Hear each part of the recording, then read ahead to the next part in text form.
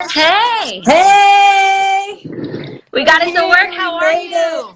I'm pretty good. How you doing? Good, good. Obviously, it's been a crazy couple weeks for everybody, but we Insane. were able to pass this bill yesterday, and it's something. So we're making baby steps, baby progress. Insane. I think I speak for the nation in saying that we're thankful for all of your guys' work, yours in particular.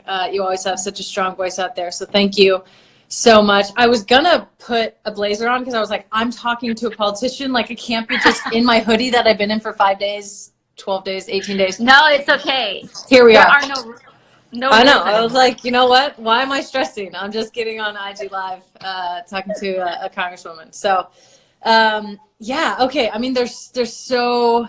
Well, first of all, how are you? How are you doing? I'm good. We're having a tough time. It's New York City. I represent New York City, and I represent Yep. Queens. So obviously we're the hardest hit. So right now, it's really just about rallying around our frontline workers, our nurses, our doctors, but also our essential workers, our delivery workers, our grocery store clerks, our care workers, literally everyone that's out there. If you're out there, on that front line, there's two things that we need to do right now. One of us is that one thing is that if you can, our job is to stay home. But there are a lot of people that can't stay home. Right. And Exactly. if you're out there staying home, if you're out there because you can't stay home, we just want to express our gratitude to you for keeping everything running. And the best we can do is to fight for you, to fight for all those people out there, to make sure that they're getting paid a living wage, that they have access to adequate health care, that you're taken care of. So, For that's sure. what we're Yeah. fighting for. I know you're like on the front lines in so many different ways. It must be kind of insane. I know I keep like rage monologuing at Sue about people that are out and about doing things and like wanting to just like have their life go on as normal. And she's like, it's okay. It's going to be okay. We just got to let people know. But yeah, the only thing that people like us can do is, try to give some content to the world and stay home and do nothing. Yeah. Okay. Absolutely. So COVID, I don't even know exactly what it's called. Relief package. I actually I love what you said the other day. I think it was on Senate floor or whatever floor you guys get on. But you talked about your mom being an hourly worker. My mom is as well. She is a waitress, and she was like, this is so crazy. I literally had to file for unemployment like the first time in my whole life. Like, what does this mean? What are we doing? So that just like hit me so hard. So that kind of got me going. I'm like, I don't know enough about this bill to be able to like talk about it or what it is. So obviously one of the architects of it, we want to get you in here. Let's just start with the basics. Like, what is a stimulus package? Like, why do we need it? But like particularly this one, like, what is it? So obviously, we're facing a crisis right now, but it's two crises really at the same time. The first one is that it's the public health crisis of the actual coronavirus. This thing is spreading. It's highly contagious. And the thing is, I know there are folks saying for a long time this is like the flu. If you have the flu, you realistically can give the flu to 1 to 2 other people. If you have coronavirus, you can give it to a lot of people. So the reproduction rate of the virus is really high. So this is a public health crisis, but obviously it's also an economic crisis. Because the virus is so contagious, we're shutting down entire cities from regular business. And that means that millions of people are out of work. 3.3 million people filed for unemployment in the last week alone. And we know that that's not the full number, because up until yesterday, the amount of people that could file for unemployment did not include gig workers, hourly workers. If you're doing Uber or Lyft or Instacart or anything where, or if you're just a freelancer and your business has dramatically dropped, before yesterday, you couldn't file for unemployment. So that 3.3 million is just a portion of the amount of people experiencing a crisis right now. So obviously, one of the things that a responsible government would do is to move to try to protect those people. Now, there's all these arguments aside. As I was saying on the House floor, I don't think this is enough, but it's something. And so let's start with what that something is. The first thing that's in this bill that was passed yesterday is that there is going to be direct cash assistance to the majority of people in this country. That cash assistance, if you make less than $75,000, you will be getting a $1,200 check. How do you get that? Like, how literally do you get that? Is it just coming to you automatically? Do you have to sign up for it? Is it coming direct? I've heard like you can only get if you have direct deposit. Like, how is it? So it comes through a couple of different ways. So first of all, the money is based on your last tax return, either 2019 or 2018. So, you know, this is one of the first things that I argued about, because you could have been fine in 2018 and you could be in trouble now. And so there's some discrepancies here. So if your financial situation has changed a lot, my first piece of advice is to file your 2019 return ASAP. I don't know which kind of filing date the IRS has to figure out a couple of things. So there are some questions that are in the air. But this money is being based off of your 2018 or your 2019 tax return, whichever one is more recent. So that's the first thing. The second thing is when you file your taxes, especially if you file it online or if you do TurboTax or however you file your taxes, if you have direct deposit set up with the IRS, like when you get your tax refund check, if the IRS just wires it to you, you will get your check earlier than if they have to mail you a check. But if you don't have direct deposit, you will still get a check. It'll just take a little bit more time, which is even more reason to, I would say, file your 2019 return so that you can just set up the direct deposit, and perhaps that could come to you a little bit earlier. So it'll come one of two ways, direct deposit or a mailed check. If you have the direct deposit set up, $1,200 will be wired to your bank account, and that will happen at the earliest in about 3 weeks. So the Treasury Department is saying that they're going to try to get this together in about 3 weeks.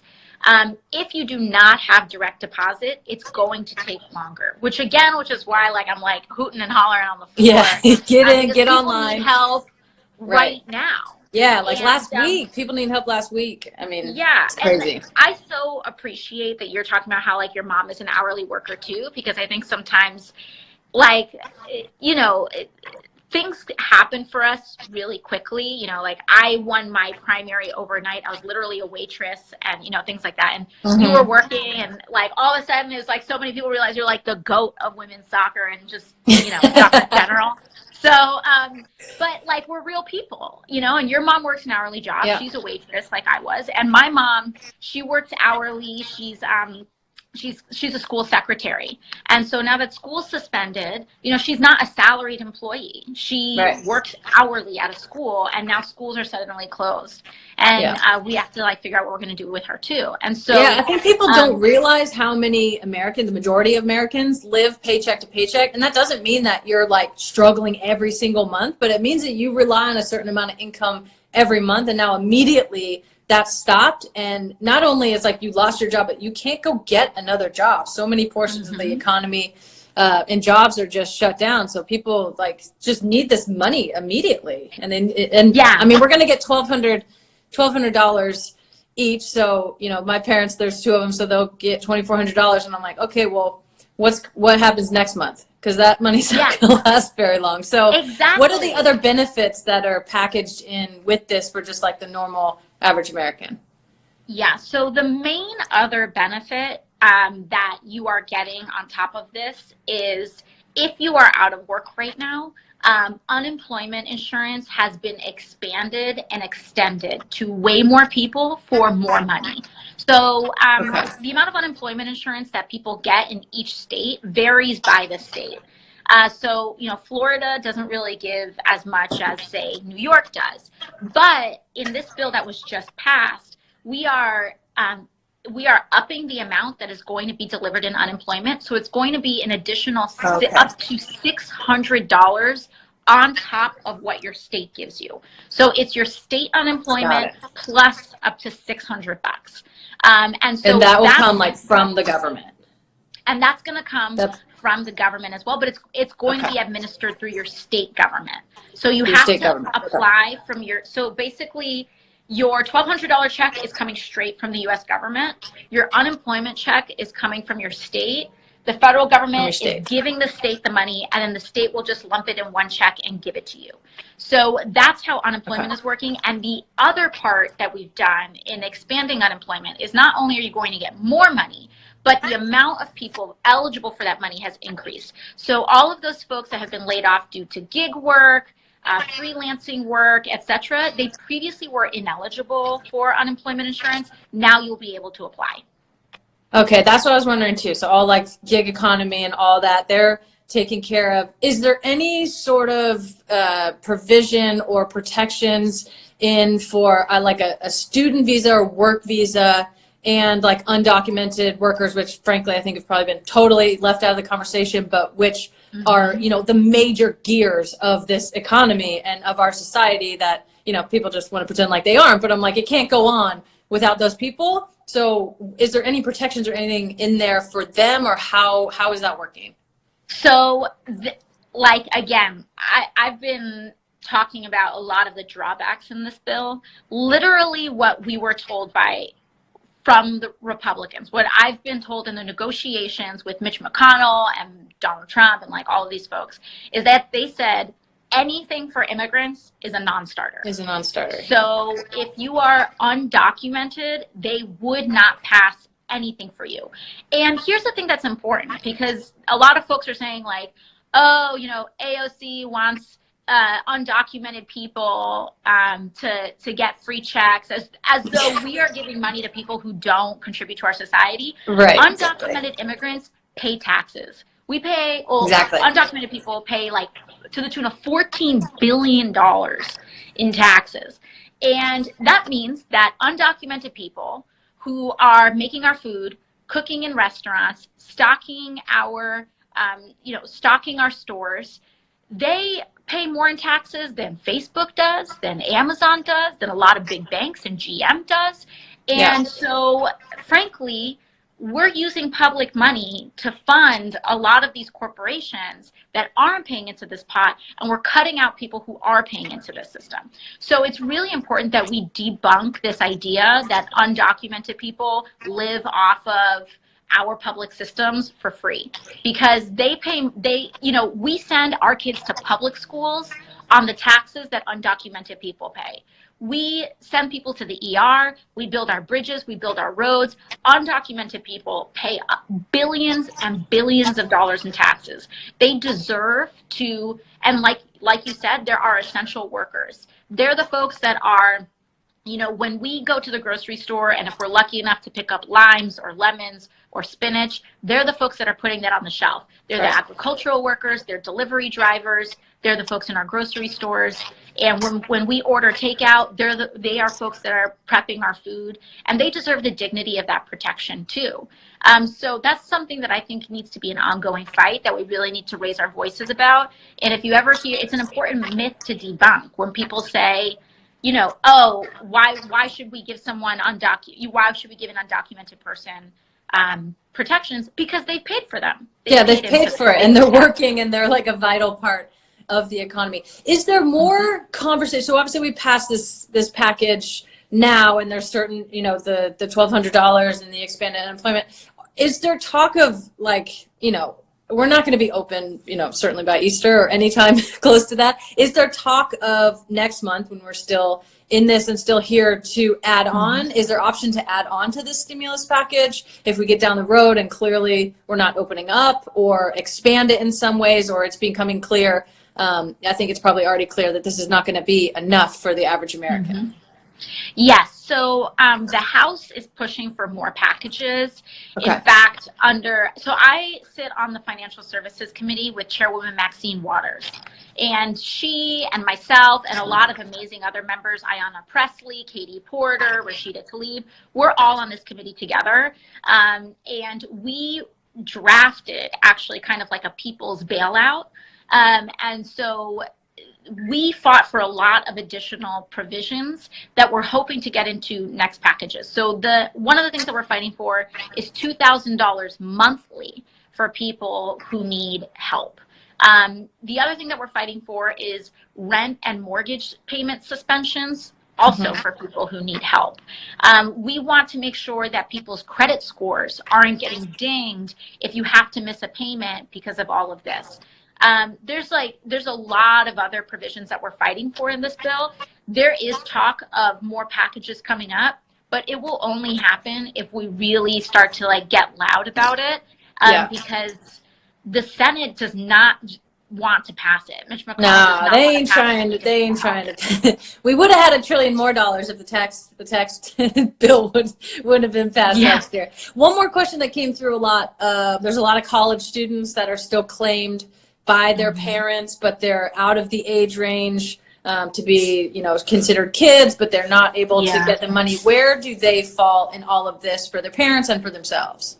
So this is a really important conversation for folks to have in their families, especially if your parents have not filed their 2019 yet. If you are claimed as a dependent, there's no money, period. Like, it's a messed up loophole. It's really, really messed up. But if in 2018, if you are claimed as a dependent and you are above 16, there's nothing. So my advice would be, if you haven't filed 2019 yet, talk to your parents and sort that out, because there's a way that you could file it where everyone can get $1,200 who's eligible. And then there's a way that you could file it where you don't get it. So it's really important to talk to your parents and talk to folks about that, because it's going to be a really important provision. And I would say make sure that you get that out right away. Because the whole point of claiming someone as a dependent is to get a tax credit. Right. So now that this additional thing has been kind of split out, make sure that you talk to your parents about doing that. And if you file, and you could potentially file separately in time. Okay. We also got a lot of questions about small businesses. So there's a lot of money in here for small businesses. It's so confusing to me. I don't understand it all. So the questions we got were like, okay, layoffs versus still paying your employees, and then are you going to get that money back, or should you lay them off? They get that. What's the loan situation? Like, what's the payroll tax? What's the credits?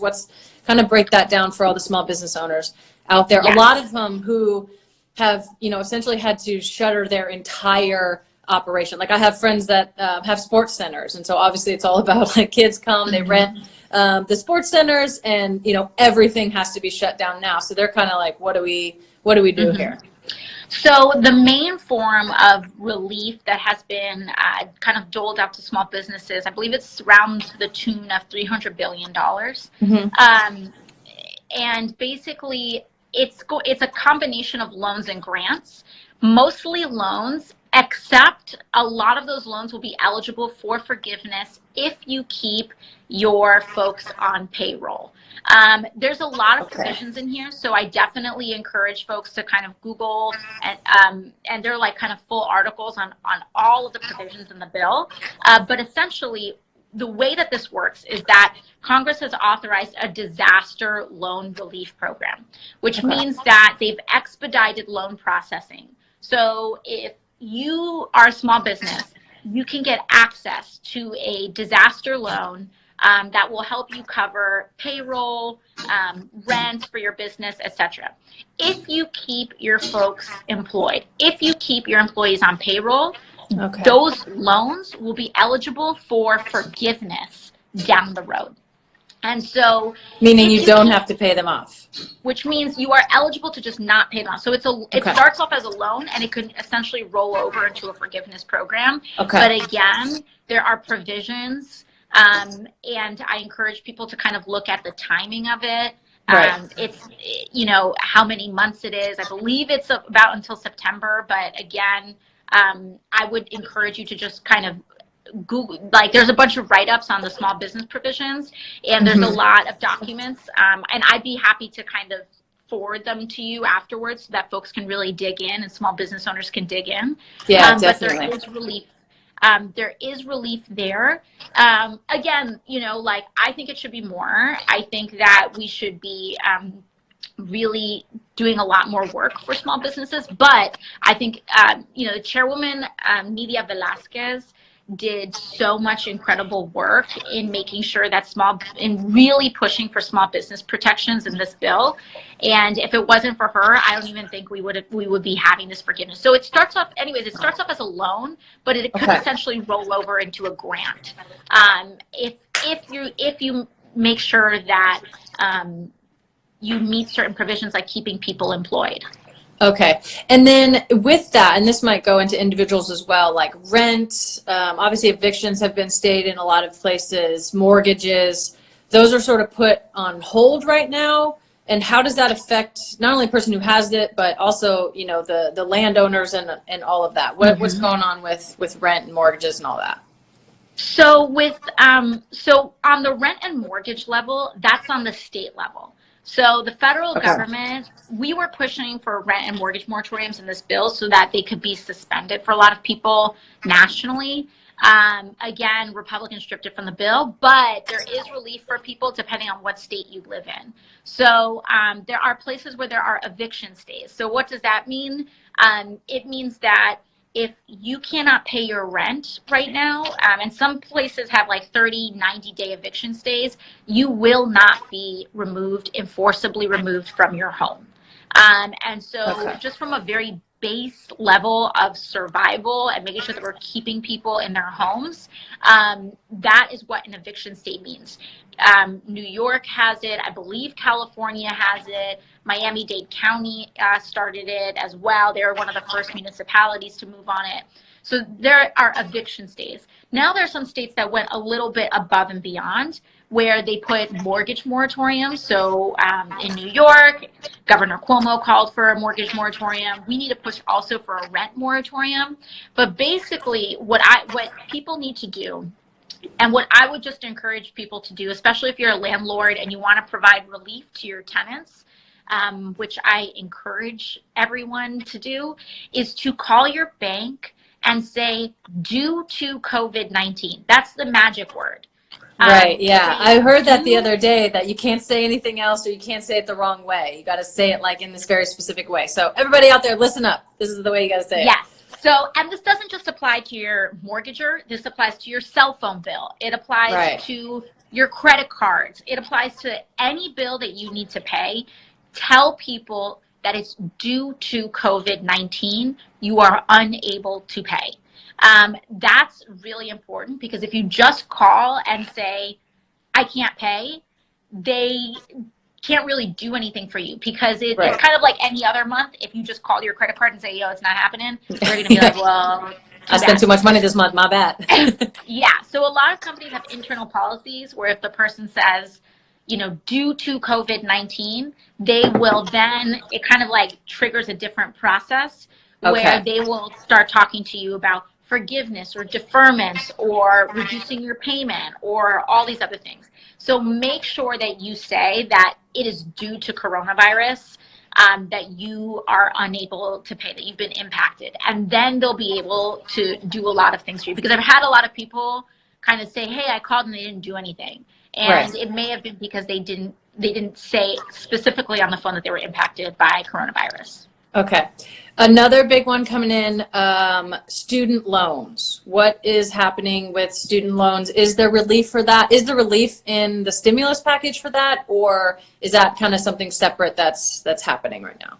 So thankfully, there is relief in the stimulus package on student loans. Hallelujah, because this is like as big as a mortgage payment for a lot of people. Yeah. It's at least as big as a car payment, sometimes as big as a mortgage payment. I had a friend that I was bartending with years ago, and she paid almost as much as her rent on her student loan payment. It was totally insane. So if that needs to be reworked anyways, outside of a major pandemic. The next thing that we need to do is like healthcare and student loans. We need to forgive student loans. Right, exactly. But for now, good news is that in the stimulus package, federal student loans, which is the vast majority of student loans, federal student loan payments are suspended until September. So you do not need to pay your student loans until September. Interest has also been suspended. If you are doing there are certain federal student loan forgiveness programs like public service. So if you go into teaching or if you go into public service, your loans are forgiven. There's usually a stipulation that says that'll happen if you don't miss a payment. That has been waived for this period. So you don't have to worry like, okay, if I opt into suspending my student loan payments until September, will I then become ineligible for forgiveness on the road? No, you'll be totally fine. You're totally covered. So you can suspend your student loan payments until September. If you're already kind of a little bit behind on them, it's kind of automatically enacted. Your auto pay, you know, all of that is automatic.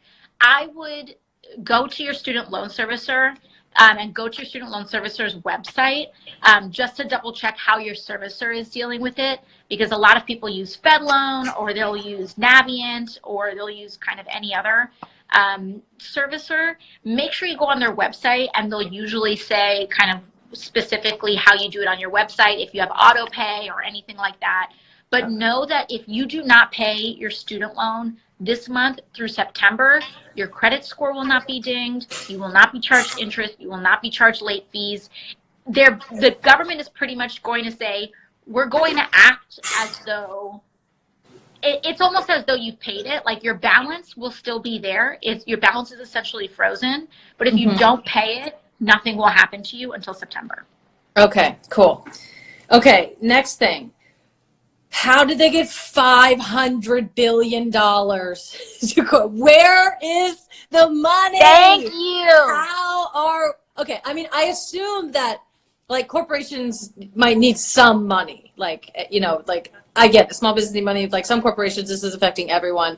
You know, nobody's flying in airplanes, whatever. But like, how on God's earth did we have $500 billion for that? And like, what's the oversight? Where's it going? What's the stipulation? If Elizabeth Warren is not on that oversight committee, just like in there every second, like I'm gonna lead the charge. Where do we sign the petition? We can get it up, but like talk about the $500 billion bailout money. What kind of regulations? Like break it down. How did that get in there? We know how it got in there, but like what's going on? Because I'm pissed. I'm mad about it. Pissed. I'm mad about it because, listen, I understand businesses of all sizes need relief. Sure. I get it, but I'm so mad about it because, first of all, we're basically putting large corporations to the front of the line, right? So for small businesses, they're like, okay, you get a loan, you get disaster loans, you get all of these things. If you run a restaurant, if you do all these things, you still like, they're trying to expedite the process, but you still need to jump through hoops. You still got to fill out forms. You still got to do loans. You still got to have provisions. You got to figure out how to do it, do the whole thing. Right. For these big businesses, they get a separate fund whose liquidity is just almost immediately available. And that money's going to flow like 5 minutes after that thing was signed, they could start moving on it. So there's a difference in how businesses are treated if you're a big corporate Wall Street business or if you're a mom and pop small business. And so that's my first problem with this. Small businesses are the backbone of our economy. They get $300 billion in loans. That's what, you know, a lot of and hopefully which will roll over into forgiveness, but that's what they get. We get, and for not we, but big corporations, they get $500 billion. And here's the thing, Megan. Here's the thing. Give it to me. It's not just $500 billion. It's not just $500 billion. The Fed is going to take that $500 billion and essentially treat it as a down payment so that they could leverage it into $4 trillion of more liquidity and loans. So we're talking about 0% or low interest loans for American Airlines, for Goldman Sachs, for like whoever. It's just a big old $4 trillion honeypot. And I just think it's so important that people realize that every time we talk about doing things for working people, Medicare for all, a $15 living wage, when we talk about making colleges tuition free, it's how are you going to pay for it? How are you going to pay for it? How are you going to pay for it? Meanwhile, when And by the way, when working people can't afford to go to college, when working people can't afford their bills, we say, why don't you have 3 to 6 months saved up? Why don't you have 6 months worth of saving in your bank account? American Airlines and, you know, all of these like big banks, they have one bad week and they're like coming to the government saying, you need to bail us out. Right. So where's their 3 to 6 months of a savings That's what account? I'm so confused about. I'm like, from everything everybody's saying, business has been a booming lately. Stock market's doing great. The economy's doing great. And like, obviously this is like not just a little bump in the road. We've hit like a massive bump in the road, but immediately we give the biggest bailout to the corporations. Like, and the money's all there. That's why I keep saying. I wanted to ask you earlier about universal basic income, because that's been floated. Bernie Sanders has been talking about that a lot. I'm sure you guys talked about in your conversations when drafting this bill. But like, a lot of people are like, well, we can't just like give people money all the time. Like, we can't afford it. But like, we can afford it. We can afford healthcare. We can afford insurance. We can afford to like give people a living wage. We can afford childcare. We can afford all of these things. So like, it's just a choice. I really hope people are seeing this as like a reckoning of like, when the money needed to be there, it was there. And like, we have it. Exactly. It's not about, we just got to choose where we want to put it. Money. Exactly. It's not that there's not enough money. It's that there's not enough political will. It's that there's not enough people who give a damn about working families enough to treat them on and prioritize them and prioritize us on the same level as you know, as their wealthy donors. And that's ultimately our huge problem. But there are some things, and by the way, when people are saying, oh, the economy's going great, things are going awesome, the thing, it's kind of hard. This is a concept that is a little tricky, but I think it's important for people to understand, because I know that when I was, you know, working in a restaurant and I was bartending, there would be, you know, the TV screens would be on and people would say, oh, you know, the economy's going great. And it didn't feel that way, right? Like, I didn't have health insurance. I was barely scraping by, but people are like, the economy's going great. No, the stock market is doing great.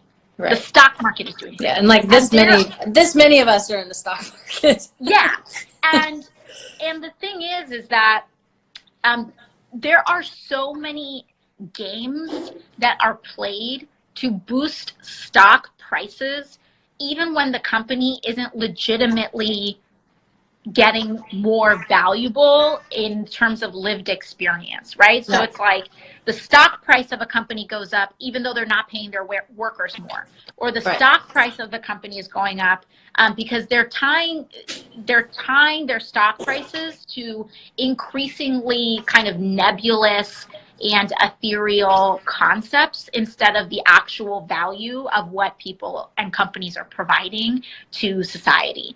And so when like all of these companies that were just saying 2 weeks ago, oh, we're doing great, it's because they were taking all of these tax breaks that they got and buying their own stock. Buybacks, so American Airlines and like all these folks, they took 96% of all of their kind of free cash flow. And they said, okay, I've got this extra money. What am I going to do? I'm going to buy my own stock on the stock market to boost the price. And by the way, CEO pay is tied to stock price very often. So CEOs are not incentivized. A lot of CEOs are not incentivized to make life better for their workers, to make the products better for people who are, you know, flying. As we know, like our knees are breaking every time we go on a flight. It's not incentivized to make our lives better. It's incentivized to make the stock price go up. Right. So what kind of regulations and oversight are going to be attached to that $500 billion, if any, and like, how are we going to enforce that? Obviously, we've seen with this administration, it's just fucking wild. Every single day there's something insane. And it's just so corrupt and really like not giving back to the people. To the majority of people living in this country and working and frankly just like busting their ass to make ends meet. So what kind of regulations are there? How are they going to be enforced? And who's going to be doing that? So there's some regulations and some strings on this. One is that for companies that take this $500 billion that will be leveraged into trillions of dollars, There are provisions that they cannot raise their CEO's pay. So we saw this in 2008 when we bailed out all of these banks, and then they gave bailout money to CEOs. So they can't raise CEO pay. They cannot buy back their own stocks for a certain time period, and they cannot lay off workers until about September 30th. Okay. I have a lot of problems with that because of 2020 or like 2025 of this year. Thank you. Like 3 months from now. Exactly. So first of all, I think it's kind of just like a slap on the wrist. And by the way, I think it was United Airlines announced like the evening after the bill was signed, they said, oh, we're going to lay off our workers in September. So I think that, they literally took it to the day and they're going to lay off all of these people, which is really upsetting. But so there are some provisions. Also, I think that there's also loopholes put in there to even erode those already not good enough kind of oversight provisions. And also, here's the big problem, is that Steve Mnuchin, who's Trump's Treasury Secretary, gets pretty much final say on the disbursement of all of these funds. So now we have this huge corrupt pay-for-play situation where if you kind of the administration a little bit, they'll give you a little very clear. back. Yeah, exactly. Yeah. And importantly, they can also deny other companies from preferential treatment and other municipalities as well. So there's a whole lot of problems with it. The oversight provisions, in addition to that, are also just like not good enough either. But there are two things. One is that Congress said, okay, we want to appoint an inspector general. So each agency in the government, whether it's the IRS or whether it's DHS, whether it's FEMA, there's this one kind of person that's known as an inspector general whose job it is to just look around and see if there's any funny business going on. And they report to Congress. And so there's an inspector general who is appointed to this fund. In his signing statement that Trump made when he signed this thing, he said, I'm not going to pay attention to that. So that's going to be a fight already. And the second thing, as you mentioned, is that there's this 5-person panel, oversight panel, that is set up to look at the administration of this $500 billion. Now, who are those 5 people? They kind of gamed it out where the Speaker of the House, Nancy Pelosi, gets to appoint one person. Chuck Schumer gets to appoint one person. Mitch McConnell gets to appoint one person. And Kevin McCarthy gets to appoint one person. And that 5th person is kind of a compromise between, I believe, Mitch McConnell and Nancy Pelosi. So those are the 5 people that are going to make it up. And that's who gets to appoint them. It could be members of Congress. It could be other people that are appointed to this. But, I think that we can put bulldogs on there, but my only issue is I don't think 5 people are enough to look at what's happening to $4 trillion. As brilliant as those people could be. But also, they don't get say. So what they do is they can try to see what's happening, but they can't tell the administration, no, you can't do this. Do this they or can't do that. block Right. it. They don't, give permission. They literally just kind of look and tell us what's happening, but they can't stop what's happening. So there's a lot of problems, but those are the things that are in there. Okay. All right.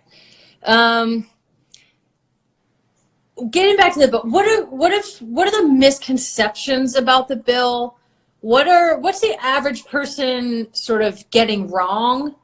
How good is this bill? And what are the misconceptions about it? And what should people know about it that we maybe don't know about it?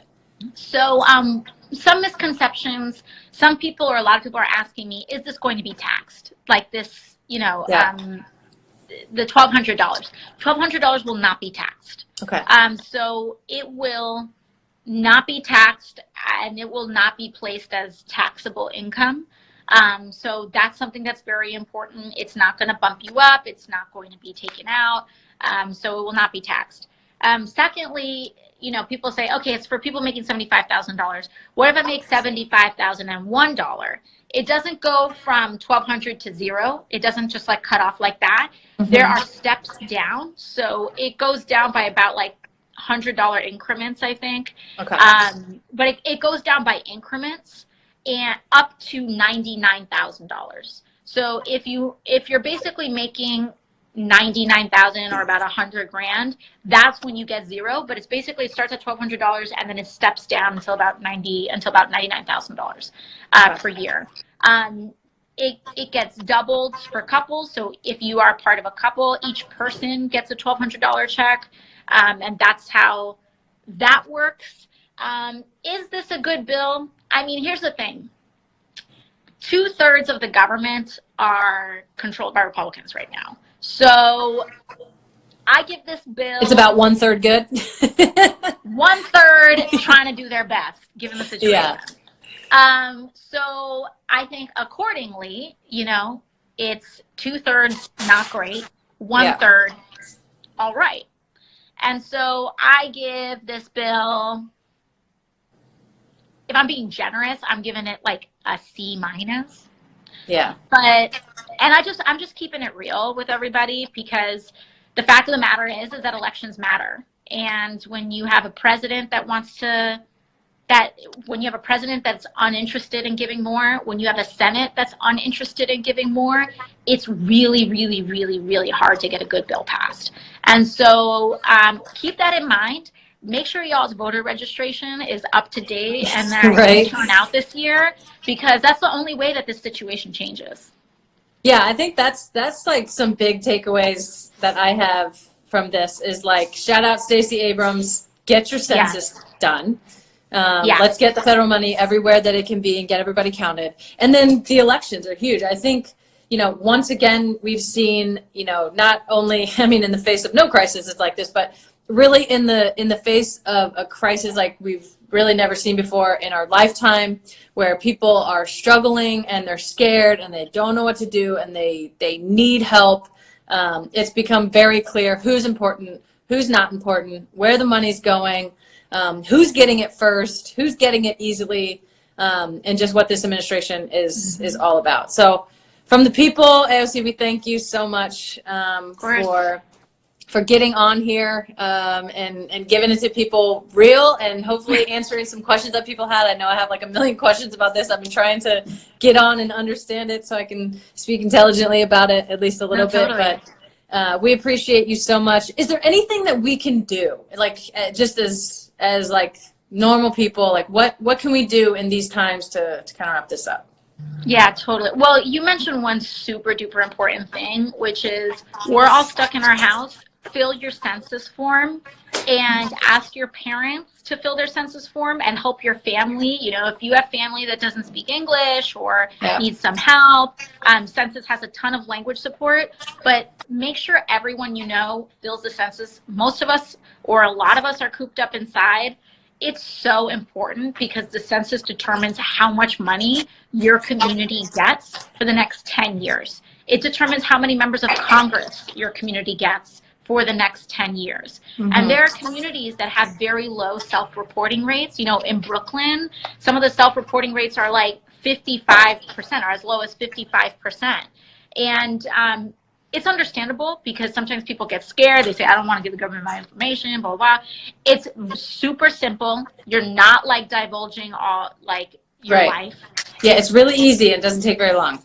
It's just a few questions. And very importantly, fill it out if you are undocumented. There is no question about your citizenship status on the census, none at all. We are supposed to count every single human being in the United States. Whether you're undocumented, whether you are housing insecure, it doesn't matter who you are. You matter, your life matters, and counting you, make sure that we are apportioning representation and funding and resources to you and your community. And for a lot of people that say, hey, like the books in my school are torn up, we have 30 kids to a classroom. A lot of times that happens in communities where the census has undercounted people. And so literally, like, there aren't enough resources for there isn't a lot of school funding because the government literally doesn't know that your kid exists. So make sure that you fill out the census. Kids are actually one of the most undercounted populations, children under 5. So make sure that you're counting kids.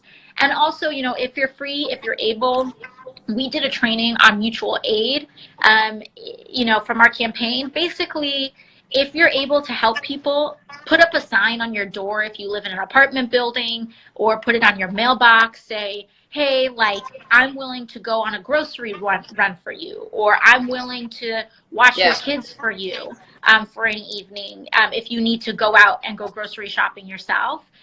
Check in on the elderly folks in your community. Sometimes just give them a call. You know, social isolation is a very difficult thing for a lot of people. And so make sure you're just, sometimes all that your elderly neighbors need is just to talk to somebody. And we've been doing phone banking in our campaign. Like, you can just go to ocasio-cortez.com/events, and we do events where we just call people and check in on them. And sometimes people just want to talk to someone. And that really helps too, a lot. I love that. I know. I think one thing that I've realized out of all this is just how important, like, those social relationships are and that community is to us. I think, like, before this, it would, you know, we just get so caught up in our lives and this is that, but like, what's everybody going back to right now? They're going to FaceTime, they're going to Zoom, they're having the conversations with each other, they miss each other, they just want to, like, have that sense of community. And so I feel like that's just such a huge thing. Just check in on people, do everything that you can, keep yourself safe, keep everyone else safe. Again, to all the people on the front line, healthcare workers, doctors, nurses, people who clean the hospitals, everyone who, you know, is setting up a whole new hospital at the Javits Center, to all of the gig workers out there still delivering us all our things and keeping this world going. There's no amount of thank yous in the world for you guys. We owe you everything. And again, thank you so much for coming on. This was so much fun. Thank you. Thanks for giving it to us real. Everybody, vote in November. We would have had a better COVID relief package. Please change who I work with. The money is there. The money is there. Bye. Bye-bye.